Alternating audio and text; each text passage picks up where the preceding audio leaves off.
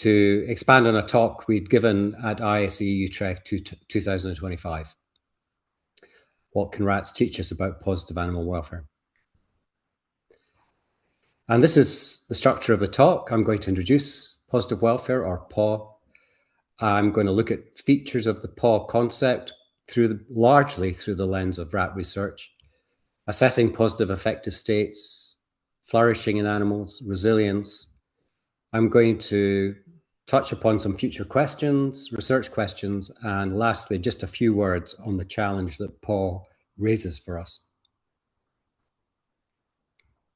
So let's start at the beginning. What is positive animal welfare?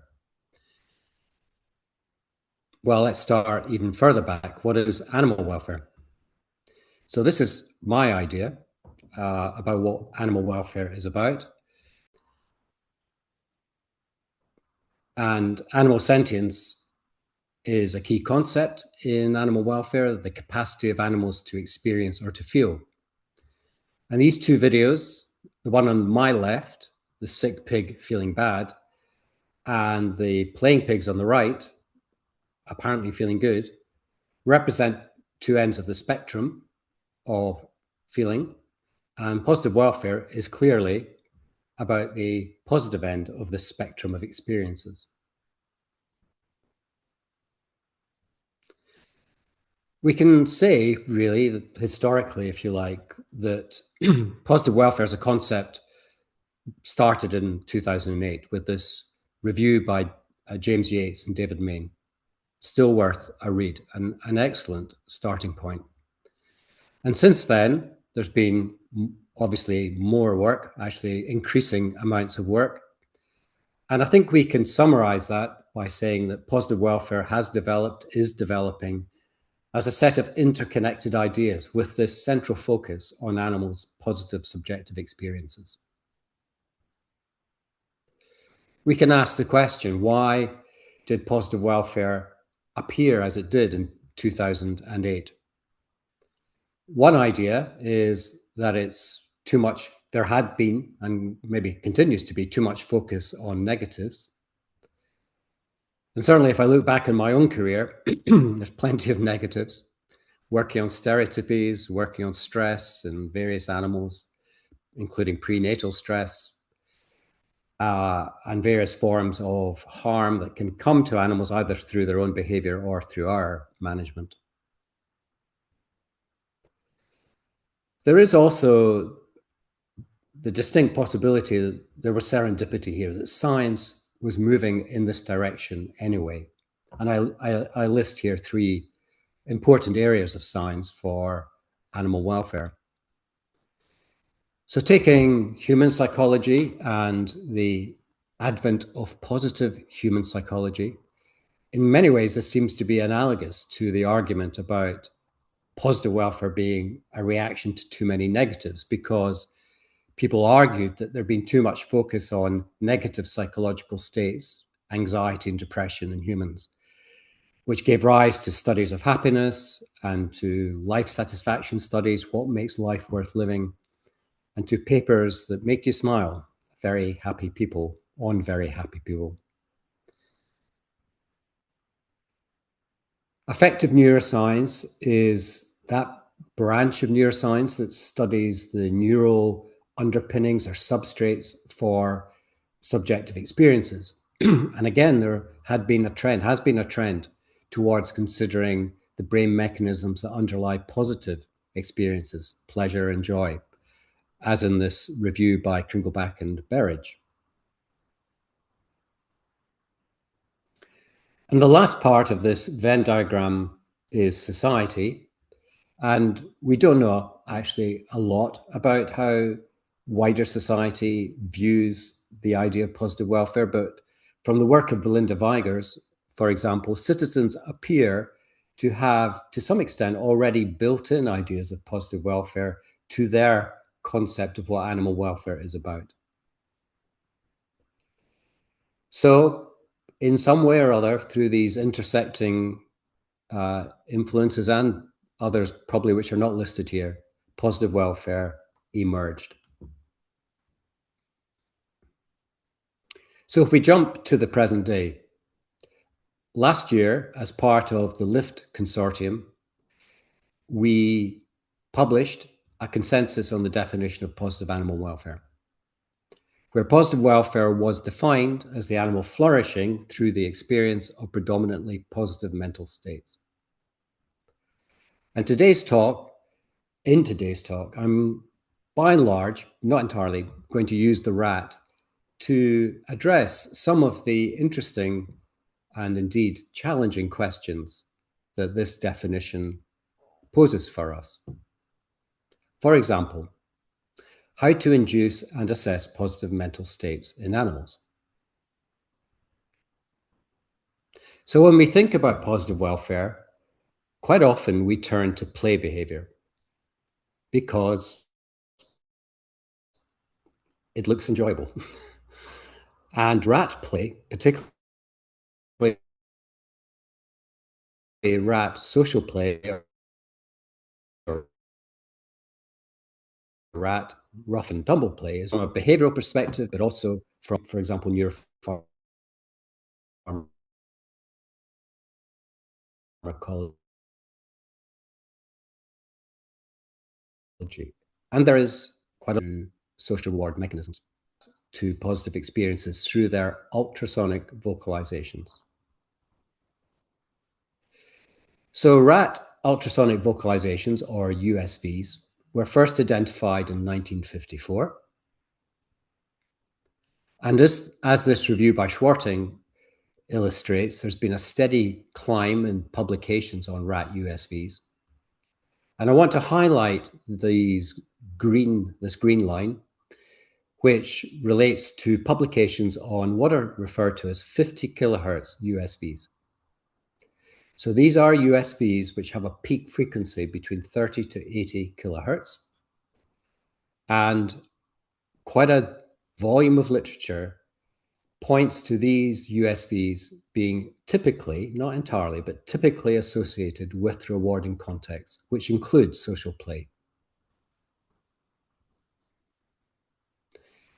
So here are a couple of examples. So what you're seeing on the spectrogram are two so-called 50 kilohertz USVs recorded in two rats playing in our tickling arena. These are trills, or frequency modulated calls. So you can see they literally modulate, go up and down a lot, and they're very short, 100 milliseconds long each. And Vincent has slowed them down, so they come into our auditive range. And this is what they sound like. I hope you can hear this.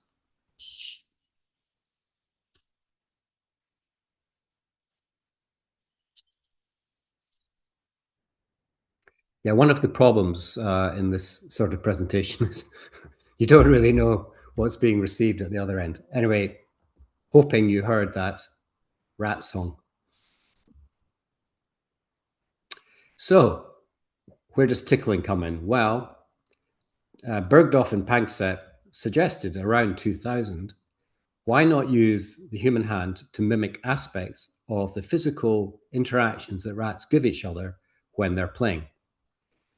So the tickling paradigm or protocol arose, and it basically focuses on contact with the nape of the neck, flipping the rat onto its back, and then vigorous tickling with the human hand of the belly ventral part of the rat. And since Bergdorf and Panksepp first wrote about this, there have been many papers about it, and you can find a systematic review of these in this paper by La Follette et al. And if you tickle rats, they produce plenty of 50 kilohertz USVs. As you can see here, these are typical frequency modulated trill calls.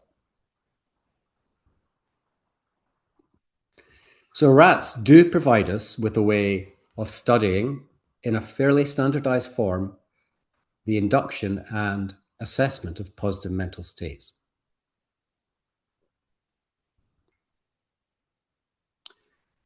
So, how do we study flourishing in animals?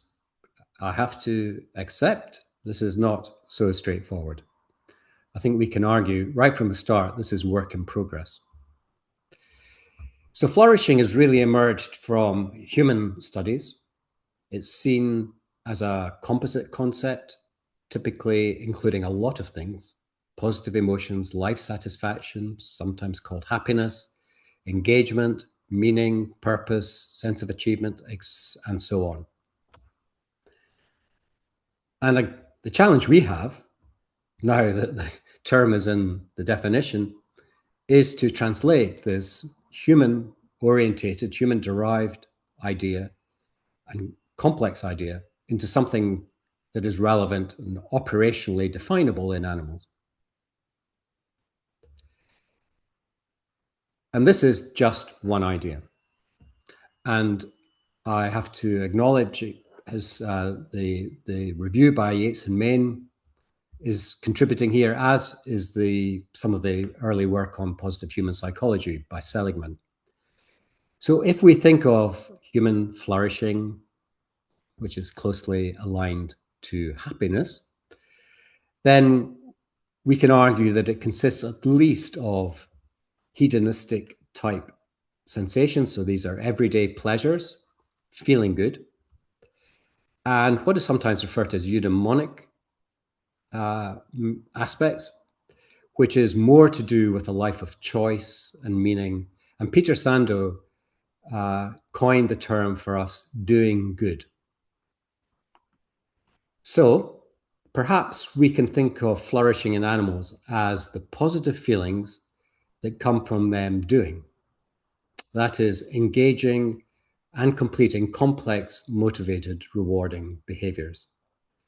As, for example, we're seeing in these pigs in an organic farming system in Scotland. What is the scientific evidence to support this? Not a lot. But here's one paper which might point us in this direction. This is a nice study combining the study of tool use in New Caledonian crows with cognitive bias. And the authors report that the crows were optimistic after tool use, indicating positive emotional response to tool use. That crows appear to, they use the word enjoy, be intrinsically motivated by tool use, and that perhaps intrinsic enjoyment like this shaped the evolution of such complex behaviors.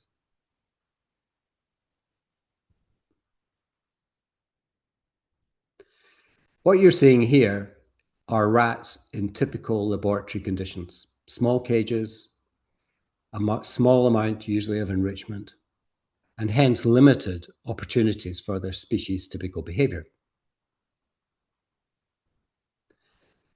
These are not conditions, I would argue, that are suitable for the study of animal flourishing, for which we need more complex environments. And just to give an example of such environment in rats, Peter Kine's lab at the University of Edinburgh have developed a complex housing system to study their rat models of neurodevelopmental disorders. They call the system Habitat. It's a set of interconnected plastic modules. There's 16 of them here. And rats can have access to all of these, but for some of them, they have to climb. For some, they have to go across a balance beam. They can get access to other enrichments, water baths, and so on. That is a rat, to put it to scale. And this system has the capacity for 24/7 video and USB recording. And if you want to hear more about this, then you can come to our positive animal welfare website, which Rohit mentioned, and which I'll come back to towards the end. There you can find recordings of a workshop that Vincent organized on USVs in mice and rats. And there's a talk by Raven Hickson on a bit more detail of the habitat system.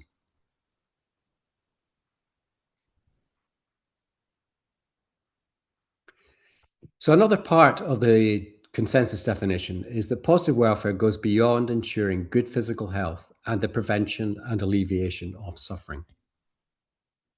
In other words, positive welfare is about maximizing positive experiences and not minimizing harms. And we give a specific example of this in pigs in our chapter on positive welfare. But we're talking about rats here. So I want to show you a video of the standard approach to rat tickling. The rat picked up on its back and vigorously tickled, focusing on the ribs and ventral surface. I'll just show you that again. And this happens 4 to 6 times within a 15-second interval with gaps in between. So from a positive welfare perspective, the question is, can we improve tickling to be a more positive experience for all rats?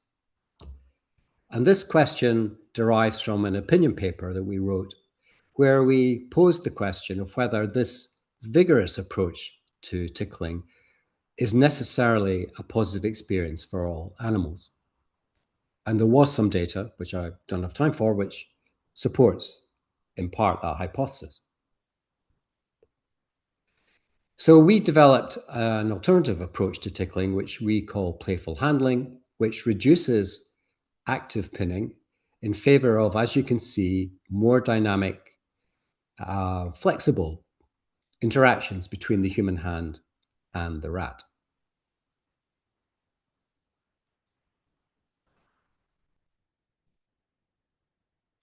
The NC3Rs in the UK gave us funding to pursue our idea to refine tickling protocols to improve positive animal welfare in laboratory rats. We published our study protocol as a stage 1 registered report. The study was designed along a dose-response structure. The control condition was the hand remaining still against the side of the test arena, as you saw in the video shortly ago. Playful handling, again, as you saw in the video with no pinning. P1, playful handling with 1 pin in the 30 seconds. Sorry, these are 30-second sessions over 6 days. And P4, playful handling with 4 pins in the 30-second session. We studied both sexes. Our main outcome measure was total 50 kilohertz USVs, but we did collect other measures, behavior, physiology, microbiome. I'll come back to those shortly. 128 rats involved, 16 males and 16 females per treatment. So here are the main results from the 50 kilohertz USVs. Females held to the hypothesis. Females prefer tickling with less pins when we look at their total output of 50 kilohertz calls. But males do not have a preference across tickling treatments. And we published these results as an update of our stage 1 report. So this is now a stage 2 registered report on the F1000 platform. And they tell us that this is one of the few in vivo studies that has gone from a stage 1 to a stage 2 report in this way. And I believe there's a Q&A question and answer for us where we explain some of the pros and cons of this open science approach, which we generally recommend, but it does have some issues. As a refinement, as a result of this work, we recommended harmonizing rat tickling to 1 pin per tickling session for both sexes. Now, given the oft-stated case that we need to further develop and validate measures of positive animal welfare, we thought it a good idea, a useful contribution to validate these USV-based results, which we published in the stage 2 report. So we turned to the use of an affective bias test, and Sarah Brown presented this at ISAE, so I'm going to summarize that talk now. So affective bias testing was developed by Emma Robinson's group at University of Bristol. In this particular case, it involved us training rats in two independent substrate reward associations. The first was to train them to condition them to one substrate linked to tickling, either P1 or P4 treatments, or the other substrate associated with the control condition, the motionless hand. And you can find protocols for affective bias testing, for example, in this reference here. Sorry, this is a short video just showing part of the training in substrate associations. So here are the results. This work was carried out by Catalina Gonzalez, and the y-axis shows the percentage choice bias, and a positive value there indicates bias towards the paired substrate versus the control condition.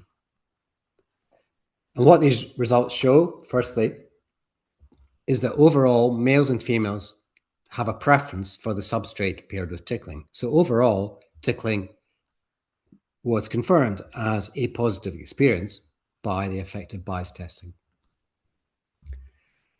However, females prefer to dig in a substrate associated with P1. That's the lower number of pins, whereas again, males have no preference. So with the ABT, we were rather nicely able to directly confirm the results we'd got using USVs, a nice example of triangulation, if you like. We were also interested to try other behavioral tests. So we turned to condition place preference, and Lamia Benabed presented a poster at ISAE using condition place preference to assess whether rats had a preference for P1 or P4 treatments. So in the condition place preference, the CS plus was a P1 or P4 tickling session or sessions, which was performed on one side of the apparatus, and on the other side of the apparatus, which was distinctly different, as you can see, in terms of floor and wall features, the rat would receive the control condition, the motionless hand. And this is the setup. And at the end of these conditioning days, there was a preference test where the rat had the opportunity to go between these two areas and express its preference, followed by 3 days of extinction. And this time we did not find a clear evidence of condition place preference, in that the majority, there was no significant preference for side paired with tickling. There were a minority of rats which could be said to have formed a preference for the side paired with tickling, but it was a minority. We did see that USVs increased with more CS plus, with more tickling sessions, so that is in line with our previous work. And I could end there, but I just want to show you some videos, because this study did yield some really lovely video, puzzling, or not puzzling, but just fascinating in the context of trying to figure out what is positive for animals. So here, I want to show you a rat interacting with Lamia's hand. This is at the end of the experimental period, so it's not interfering with the experimental protocol. And we'd heard of this type of response before, where the rat definitely appears to be pulling the fingers into the arena, although it seems somewhat ambiguous about what it wants to happen next. Yeah. Interesting. And another interesting feature was at the preference and beyond into the extinction days, the rats developed jumping, that is, jumping out of the apparatus. 23 out of 48 rats developed jumping, and some of them were truly Olympic. There's one close to 60 jumps in 5 minutes. This is what it looks like.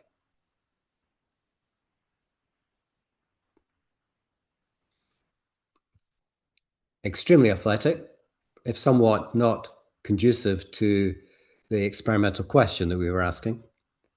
What is interesting about this is the rats did not jump down, they jumped onto the top. And there, again, Lamia showed their interest, very strong interest. You could almost say fixation with her fingers.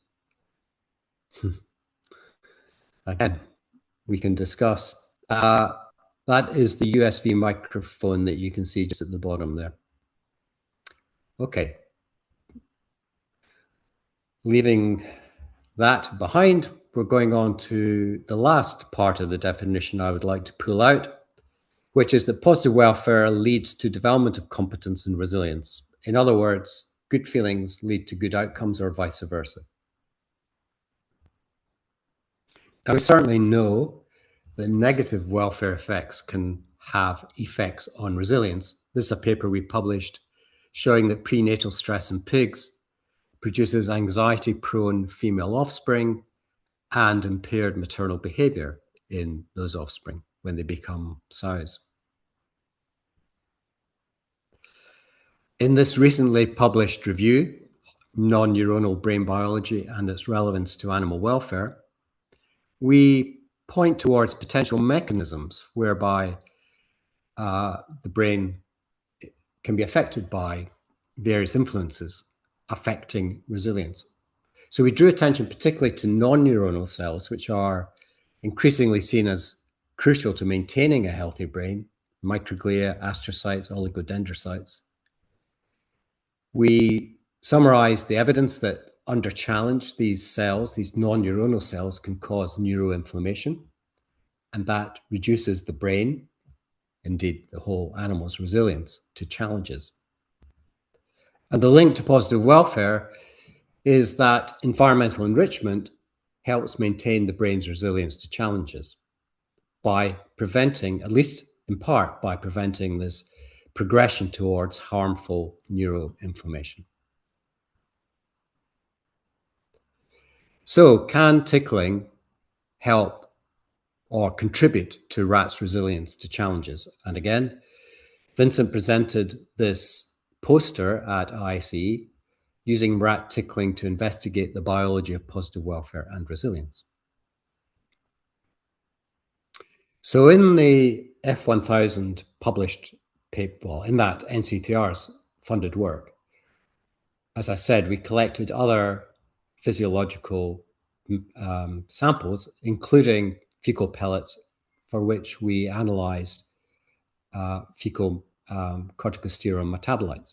So we collected these at 3 time points, and I'm just going to refer to the time point after the rats had been exposed to 2 behavioral tests, the elevated plus maze and open field tests, which we could describe as mild behavioral challenges or stressors. And the evidence from the fecal cohort could be interpreted to suggest that in males, not females, the tickling reduced, that tickling buffered the animals, the rats, against the challenge, the mild behavioral challenge of these tests, because relative to controls, the FCM values in the tickled rats were significantly lower. We also looked at the microbiota because we had that opportunity, because we had to sacrifice the animals for various other measures. And we found no major impact of tickling on microbiota. We did find that tickling appeared to affect the relative abundance of one species, Turicibacter, which is associated with serotonin metabolism and lots of other things. And as you can see here, females had the P0 and P1 treatments, the female treatments, the treatments with less pinning, which females appear to prefer, had higher levels of Turicibacter. Questions, of course, over what this all means, but a starting point in our studies on whether positive states can give rise to resilience. So towards the end now, I'd like to just look at some questions which arise from our current thinking. So I presented these 50 kilohertz USVs as if they are a single type, but they're not. This paper by Wright et al. Suggests there are at least 14 subtypes. We think there are more than that. Quite recently, we recorded what we call long 30 kilohertz USVs. So these are longer, considerably longer than the trills sometimes. They appear to be more intense. And Vincent recorded these in a rat that was apparently really enjoying being vigorously tickled. So perhaps it is an expression of some extreme pleasure. Lupfer et al. Have also published what look to be similar recordings.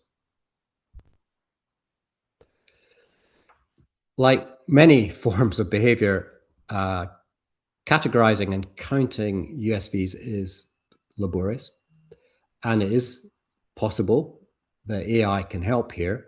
We are already using AI in the form of DeepSqueak to count total calls.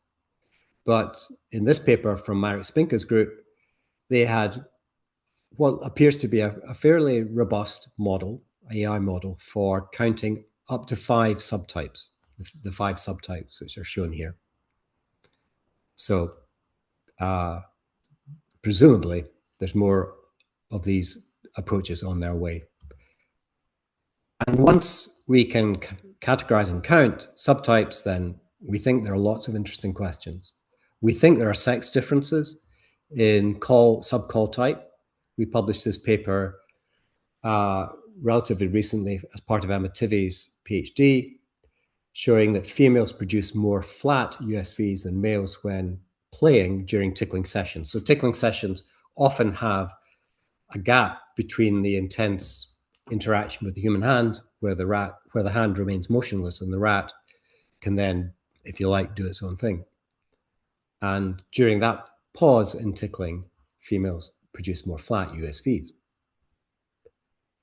But of course, we don't actually understand the effective significance of the subtypes. In fact, generally, understanding the detailed effective significance of USVs is a work in progress.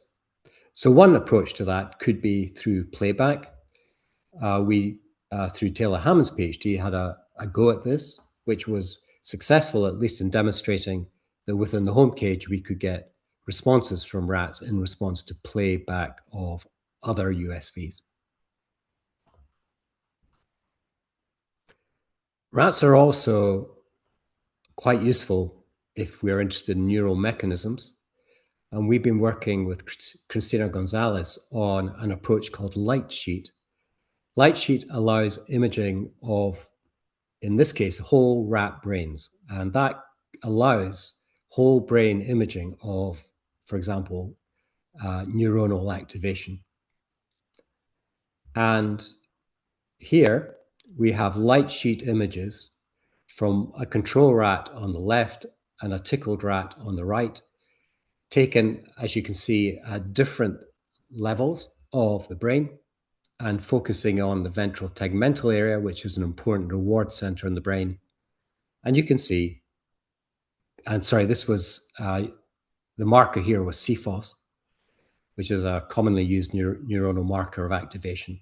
And you can see clearly greater signal of activation in the tickled rat. Work in progress as well. So I'm just going to end with a few words about the challenge of positive animal welfare. I see positive animal welfare as part of a long-standing chain of events where scientific knowledge in part and other societal factors give rise to greater belief in animal sentience. That gives rise to positive attitudes to animals. That gives rise to greater moral intensity associated with animal welfare. In other words, we're more likely to do something about a concern and give rise to socio-political, economic activity on the side of the animal. This is the positive message. And positive welfare, I think, is a part of this long-standing sequence lasting over, say, 200 years at least. So one of the ways of looking at what positive animal welfare is saying is it is about animals having a good quality of life. And this is what the Farm Animal Welfare Council report of 2009 proposed.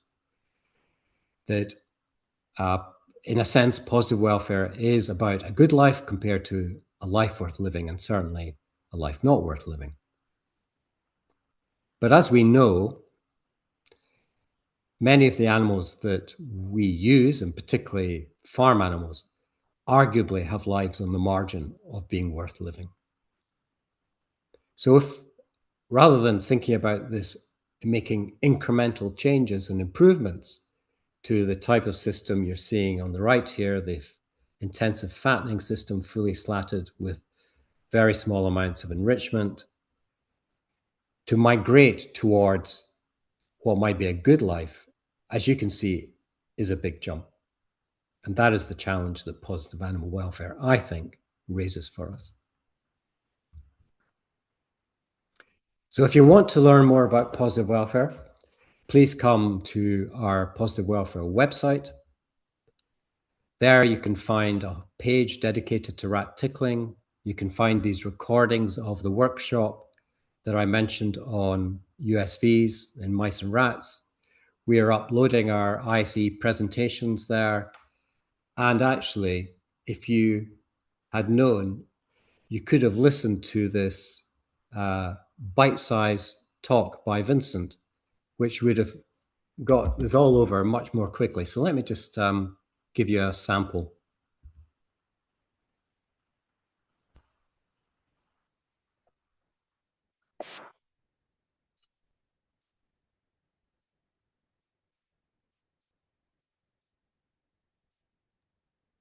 Alistair, I think we cannot hear the sound, probably because it's there, but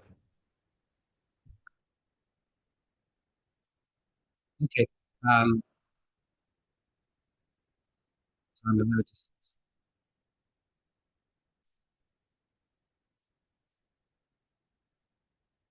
sorry,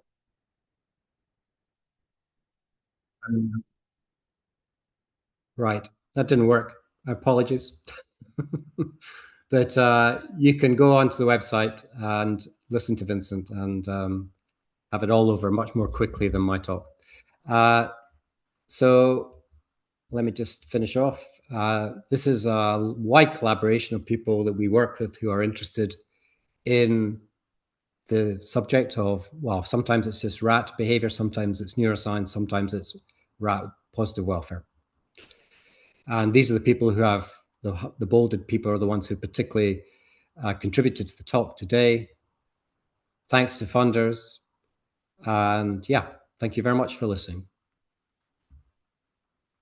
thank you, Alistair. Thank you. Big thanks to you for this interesting talk.